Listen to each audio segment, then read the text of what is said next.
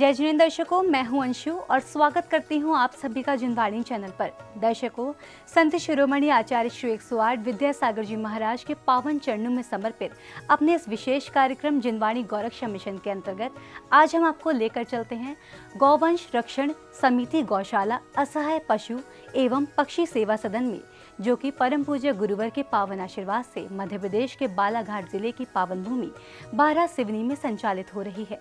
आपको अवगत करा दें कि हम अपने इस कार्यक्रम के माध्यम से आपको समय समय पर आचार्य श्री विद्यासागर जी महाराज के आशीर्वाद से पूरे देश में संचालित गौशालाओं का अवलोकन कराते रहे हैं। तो आइए दर्शकों, गौशाला में उपस्थित हमारे चैनल की अनुभवी संवाददाता शेफाली जैन अपने सहयोगी सदस्यों के साथ आपके लिए क्या रिपोर्ट प्रस्तुत करते हैं, देखते हैं।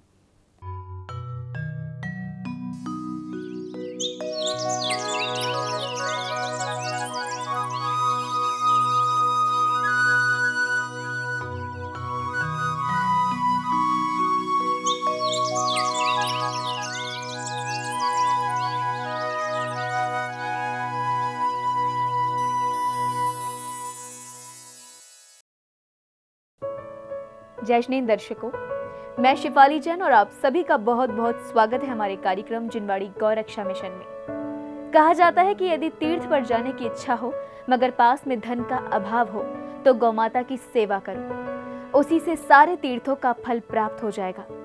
गाय के गुणों से विभूत हो जब विदेशों में भी लोग गौ आधारित जीवन शैली को अपना रहे हैं, तब हमारे ही देश में उसकी दशा दिन प्रतिदिन दयनीय होती जा रही है। जिसने हमें जीवन भर सिर्फ दिया ही है और बदले में कुछ ना मांगा, फिर भी कुछ धन के लालची और मांस भक्षी लोग उसकी हत्या करने से भी गुर्जे नहीं कर रहे हैं। दूध ना देने की दशा में या वृद्ध हो जाने पर उन्हें सड़क पर लावारिस छोड़ दिया जाता है, जहां वे कूड़ा कचरा और पॉलीथिन खाने को मजबूर हो रही हैं। गौवंश पर हो रहे इन्हीं अत्याचारों के विरुद्ध हमारे धर्म गुरु आचार्य श्री 108 विद्यासागर जी महाराज ने पूरे देश में गौरक्षा का आंदोलन छेड़ रखा है, जिसके अंतर्गत देश भर में कई गौशालाओं की स्थापना की गई है।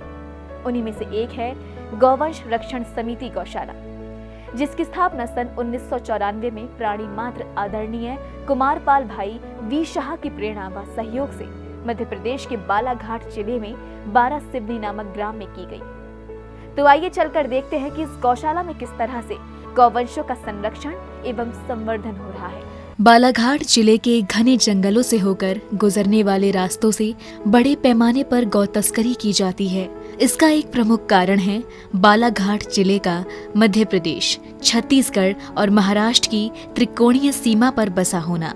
समाज के उत्साही कार्यकर्तागण एवं गौ भक्तों के द्वारा अपनी जान की परवाह किए बगैर लाचार और अशक्त गौवंश को तस्करों एवं कसाईयों के चुंगल से मुक्त करा के गौशाला में लाया जाता है, जहां गौसेवक एवं कर्मचारी उनका अच्छी तरह से पालन पोषण एवं संवर्धन कर रहे हैं। इसी तरह के सतत प्रयासों के फलस्वरूप वर्तमान समय में लगभग 800 गौवंश तथा सैकड़ों की संख्या में अन्य असहाय पशु पक्षियों जैसे भैंस, घोड़े, कबूतर, खरगोश आदि का भी संरक्षण गौशाला में किया जा रहा है।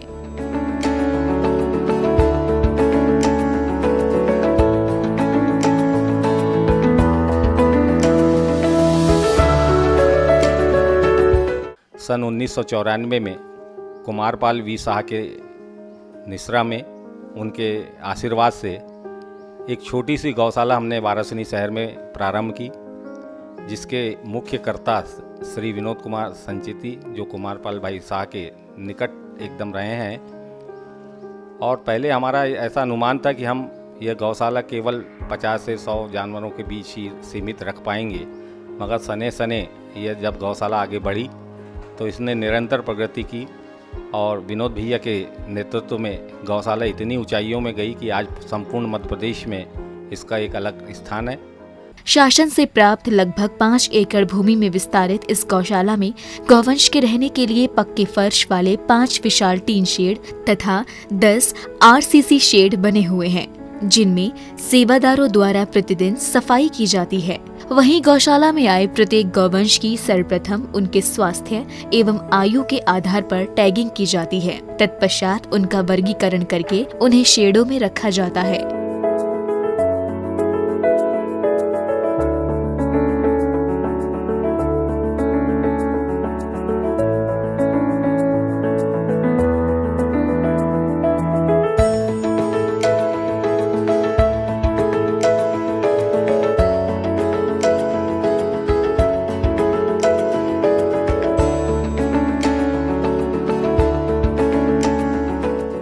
इस गौशाला के बारे में आपको कुछ बताना चाहती हूँ। ये इतना अच्छा वातावरण है यहाँ का और ये बहुत अच्छी जगह है। यहाँ पर जितनी दुर्बल गाय है, जिनकी कोई मदद नहीं हो सकती, जिनकी कोई सेवा नहीं कर सकते, अपंग होती है जो, उन सब गायों को यहाँ लाकर और उनको यहाँ पर उपचार किया जाता है।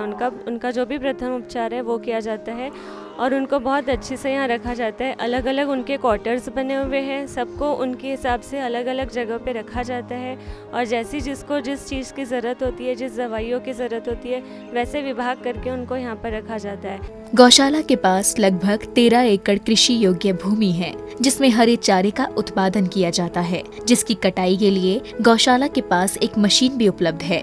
गौशाला में भूसे को रखने के लिए 3 विशाल गोदाम बने हुए हैं, जिनमें लगभग 500 टन भूसे का भंडारण किया जा सकता है। वहीं गौशाला के पास एक ट्रैक्टर तथा एक बैलगाड़ी है, जिनकी सहायता से भूसा, चारा व अन्य उपयोगी वस्तुओं को आसपास के क्षेत्रों से लाया जाता है।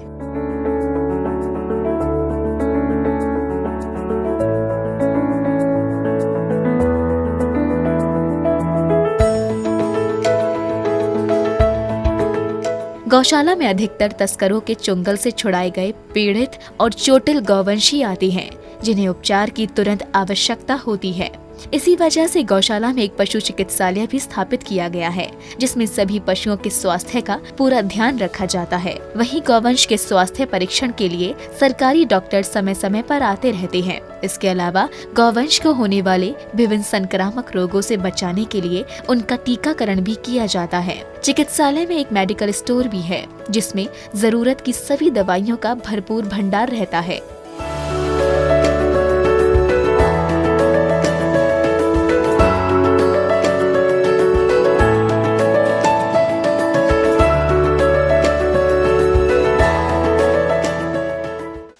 हमारा जो पशु चिकित्सालय वाराशिवनी का जो है वो शासकीय अस्पताल है हमारा। वाराशिवनी के अंतर्गत एक ग्राम चंदूरी में, जो कि नगरपालिका क्षेत्र में आता है, यहाँ गौवंश रक्षण समिति हमारी गौशाला स्थित है। गौवंश रक्षण समिति गौशाला में सभी प्रकार के पशु यहाँ रहते हैं। हालांकि गौशाला से मान्यता है कि गाय ही रहते हैं, पर चूंकि हमारे यहाँ गाय है, भैंस है, बैल है, बछड़े है, घोड़े है, ससे है, कबूतर है, कुत्ते हैं, सभी प्रकार के पशु जो भी असहाय है वो सभी प्रकार के पशुओं को यहाँ रखा जाता है। गौशाला में गौवंश के पीने के लिए साफ पानी हर समय उपलब्ध रहता है। पानी की आपूर्ति के लिए संस्था के पास 3 ट्यूबवेल उपलब्ध हैं, जिनकी सहायता से लगभग 14,000 लीटर पानी को 3 टंकियों में स्टोर किया जाता है तथा जरूरत के मुताबिक पानी को पाइपलाइन के माध्यम से गौशाला के प्रत्येक हिस्से में पहुंचाया जाता है। इसके अतिरिक्त गौशाला के समीप ही एक तालाब है तथा नदी भी बहती है, जिनसे समयानुसार पानी की आपूर्ति कर ली जाती है। वहीं रात में प्रकाश की व्यवस्था के लिए सोलर लाइटें भी गौशाला में लगाई गई हैं। जब हम ज़मीन का सिलेक्शन कर रहे थे उस समय हमारे दिमाग में एक ही बात थी कि पानी की उपलब्धता बहुत होनी चाहिए, क्योंकि बाकी सभी चीज़ें तो हम शायद ट्रांसपोर्ट कर पाएंगे, पर पानी को लाना हमारे लिए संभव नहीं था।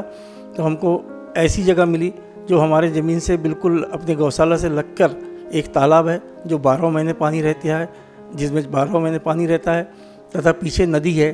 तो अगर जब भी पानी की कमी अगर महसूस हो तो नदी में कभी भी छोटा सा कुआं खोद के पानी निकाला जा सकता है, पर भगवान की दया से अभी कभी ऐसी नौबत नहीं आई। हमारे यहाँ 3 ट्यूबवेल हैं, 3 टंकियाँ हैं, 14,000 लीटर पानी हमारे पास एट ए टाइम रहता है। कभी भी किसी भी टंकी से किसी भी जगह पे वाटर सप्लाई करना हो तो हम लोगों ने पूरी पाइपलाइन बिछा रखी है। पानी के लिए बस वाल खोलते हैं, पानी पहुंच जाता है। इस तरीके से पानी की, चारे की पूरी पर्याप्त व्यवस्था हमने रखी है। कर्मचारी भी बड़े समर्पित हैं, समय पर आते हैं, समय पर काम करके जाते हैं। बारिश में ज़रूर थोड़ी सी दिक्कत हो जाती है, पर फिर भी उससे भी हम लोग निपट लेते हैं।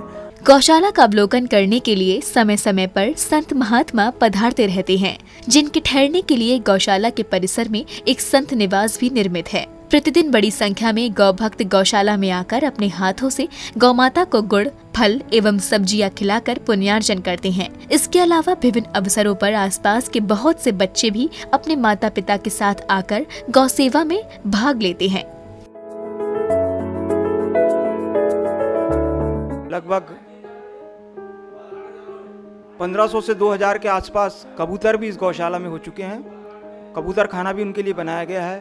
लगभग कुछ 8-10 घोड़े भी यहाँ पर हैं और खरगोश इत्यादि बहुत सारे पशुओं की यहाँ पर बड़ी व्यवस्थित देखभाल की जा रही है और बड़ी व्यवस्थित उनको सुविधाएं प्रदान की जा रही है। और संचेती जी की यह कोशिश होती है कि किस तरह खर्चे को बचाकर कम से कम में एक अच्छी व्यवस्था, सुचारू व्यवस्था गौशाला के रूप में दी जा सके। जितने भी अधिकारी यहाँ आते हैं वो मुक्त कंठ से इसकी प्रशंसा करते हैं। एक ऐसी जगह है जहाँ आकर हमें बहुत ही आनंद की अनुभूति होती है, बहुत अधिक शांति मिलती है। ये जगह, यहाँ पे इतने सारे जीव जंतु हैं, सभी टाइप के जीव जंतु हैं, इनके आहार पानी की व्यवस्था बहुत अच्छे तरीके से होती है। मतलब मेरे ख्याल से कोई भी यहाँ जीव जंतु भूखा नहीं रहता होगा।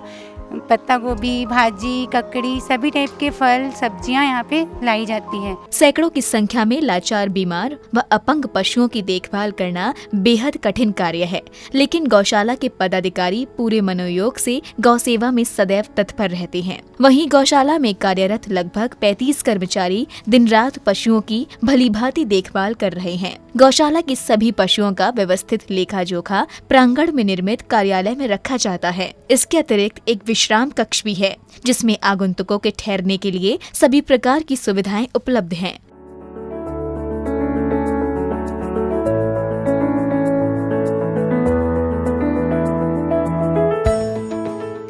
यहाँ गायों को देख करके दया का भाव जागृत होता है।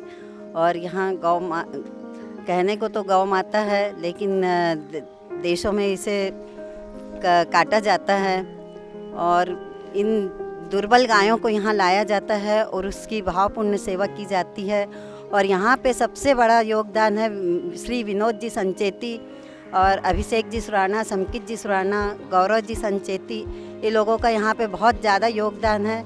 और श्री गौरव संचेती यहाँ पे एक बार मतलब ये गायों को पकड़ने के लिए गए थे, तो उस बीच उनके साथ बहुत ज़्यादा मारपीट वगैरह करे, मतलब उनको बहुत बड़ी दुर्घटना से वो बहुत टले।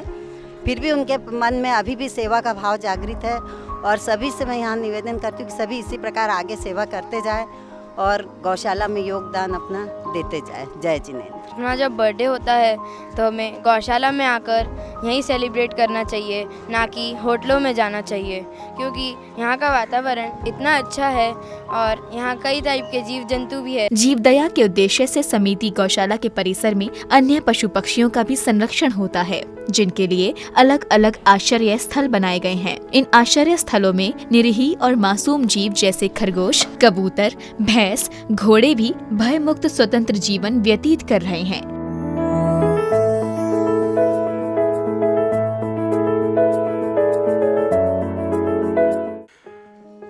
गौशाला में शाकाहारी पशुओं को भी रखा जाता है, जैसे खरगोश और घोड़े।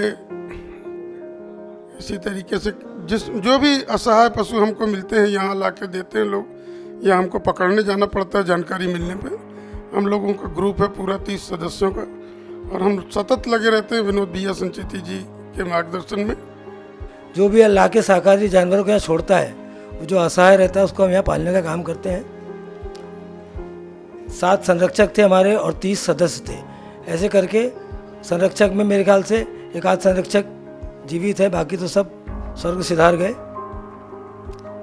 और ये गौशाला ऐसी फलते फूलते रहेगी, ऐसी आशा है हमको। धन्यवाद। गौशाला में 85 घन मीटर का एक गोबर गैस प्लांट भी स्थापित है, जिसकी गैस का उपयोग ईंधन के रूप में किया जाता है। इसके अतिरिक्त पशुओं के गोबर से खाद भी बनाई जाती है, जिसका उपयोग आसपास के किसान बंधु अपने खेतों में करते हैं। वहीं गौशाला में गौमूत्र से विभिन्न प्रकार की औषधियों का निर्माण भी होता है। यहाँ पर जो गोबर निकलता है उसका गैस प्लांट है और यहाँ पर जो भी जानवर आते हैं, जो बीमार आते हैं, वो स्वस्थ होके जाते हैं। और जो यहाँ का वातावरण है बहुत सुंदर, देखने लायक है। ऐसा वातावरण आजू बाजू 5 जिले में इससे अच्छे गौशाला कोई नहीं। कसाईयों द्वारा काटे जाने के लिए ले जाए जाने वाले जानवरों को यहाँ बचाकर आखिरी स्थिति तक पाला जाता है। कई बार ऐसी स्थितियां भी बन जाती कि हमें कसाईयों से बचाव के लिए बहुत सारे हथकंडे भी अपनाए जाते हैं। पुलिस थाने की भी मदद ली जाती है, शासन से भी मदद ली जाती है। उसके बाद भी कसाई कटाई में ले जाने के लिए नज़दीक स्लॉटर हाउस होने के कारण बहुत सी परेशानियों से जूझते हुए हमें ये कार्य करना पड़ रहा है। 25 वर्षों से हमारी संस्था ये कार्य में लगी हुई है। देश विदेश से हमें आसपास के ग्रामीण अंचलों से भी इसमें आर्थिक सहयोग प्राप्त हो रहा है। मासिक वार्षिक चंदे के हिसाब से भी हमारी संस्था कलेक्शन करके इतनी बड़े वार्षिक खर्च को भी आयाम दे रही है।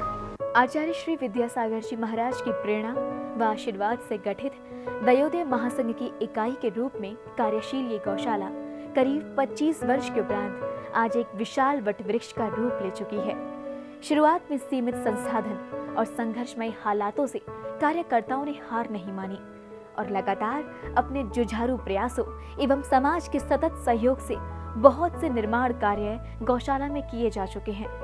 पदाधिकारियों के अनुसार अब तक करीब 12,000 मूक प्राणियों को कत्ल खानों में असमय काल कवलित होने से बचाकर उनकी रक्षा एवं पालन पोषण का कार्य गौशाला में सफलतापूर्वक किया जा रहा है।